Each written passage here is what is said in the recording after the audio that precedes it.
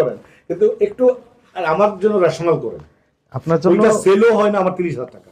Honestly speaking, আমি মিথ্যা কথা বলবো না, আপনাকে বলছি I didn't sell a single word. হাট বাজার না না না না না, যে আমরা আমি তো স্বীকারই করলাম, অপরাধ স্বীকার করে আপনাকে বললাম যে একটু সম্মানী ব্যক্তি, আপনার প্রতি সম্মান রেখেই মূলত জাস্ট আমরা thank you I am honoured, এটা করেছি। We are blessed.